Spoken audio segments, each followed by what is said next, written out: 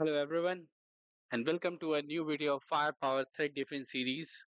So in this video, we are gonna start having a look at the policy section of the Firepower Threat Defense, which is FDM managed. So let's jump on to the FDM. This is my firewall. Okay. We are under the devices section. Let's jump on to policies section. We have already seen the object section. So under the policy section, you can see we have different policies. SSL policy, identity policy, security intelligence, NAT, access control, and intrusion policy. Okay. So I want to check something. I want to see what licenses are currently activated. I see other than URL, IPS, malware, and essentials, they are activated. These two I cannot use. That's fine for now. We can activate URL one later on when we need it. Just need to click on this enable button.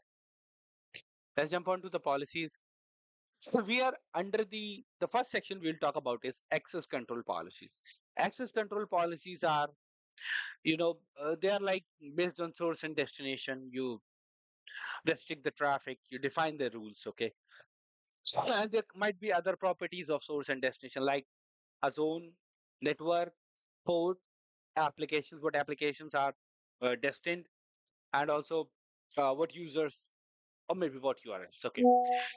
Now, uh, in order to create a new rule, you have to click on this plus sign here. But okay, let's create a new rule.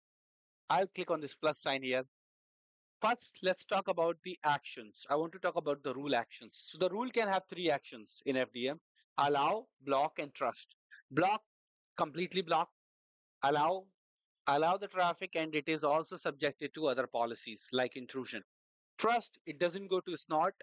Okay, it will just be like a normal ASA box. It will just look at the things and then let the traffic go. So in order to do the real FTD stuff, you need to have it on allow, set it to allow.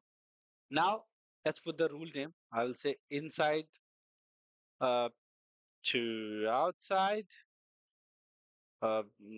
default services. Okay, basically we want to allow some default services. Okay, what is the source zone of the traffic? So the zone for me, source zone is inside zone. Sorry, the traffic is going to destination zone, which is outside zone. Okay, what networks are behind in the inside zone, which to which these rule will apply to?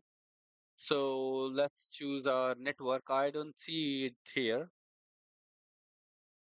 Let's choose one. I'll create one basically. Okay. Ah, sorry. Just a bit of typo. Underscore 24.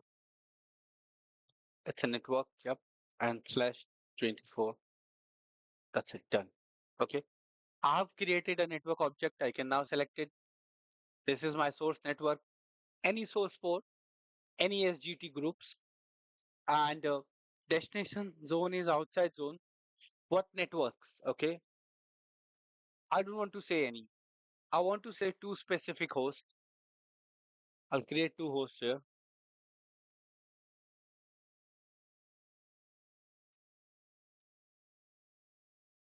Okay. One host. Let's add another host.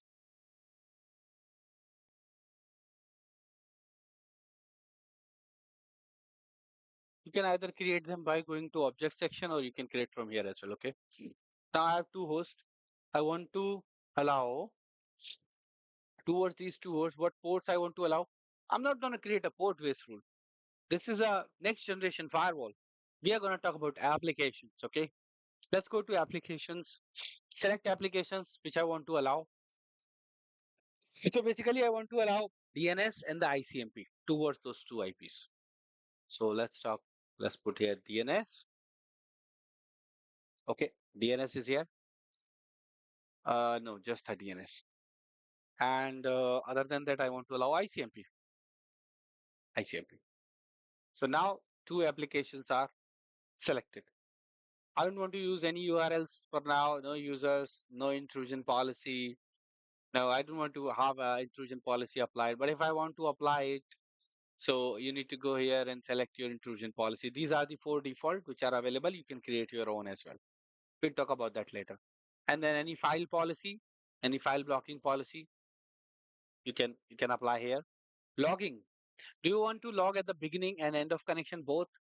Usually, the best approach is only to log at the end of the connection. So you can get all the details about the connection as soon as it ends, okay? Even the bytes transferred.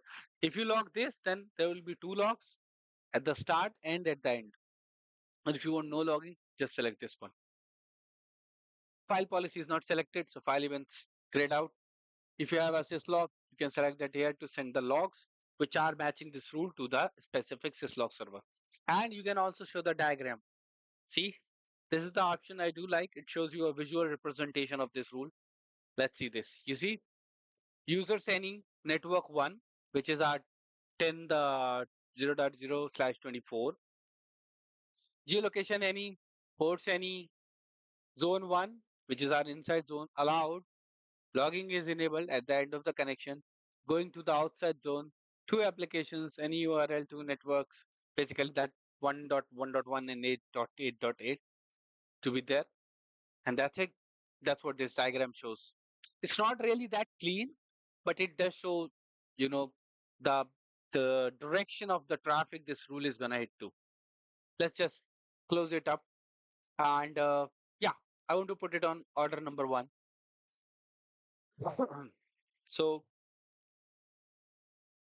I just saved it. So my rule is now on the top. You can see. This was the default rule. I will delete this rule. I no longer need this rule because now we are gonna create the rules for the traffic that we really want to flow. Let's create another rule for the HTTP and HTTPS traffic to, let's say, inside to outside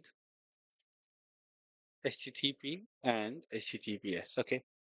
I want to allow the traffic again inside zone, destination zone, outside zone, networks. We're going to select our plan. Any fine. Networks. I'm going to keep it to any. Ports, any fine. SDT, no problem. Applications. We're going to talk about applications. This is in GFW. So let me do HTTP, and I also want to do HTTP2 and HTTPS. Okay, these three applications are allowed. Logging at the end of the connection and hit OK. Okay, two rules are now created. Now suppose I also want to block some specific geolocations to not to be reached. Okay, I can click here, block number one, source zone, inside zone.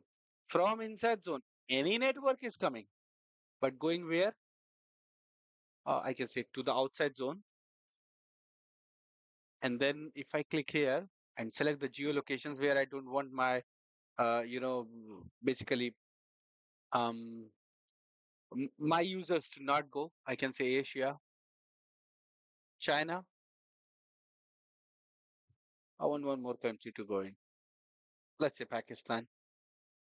Yeah, I don't want my users to go to China and Pakistan. Any port, any services are not allowed.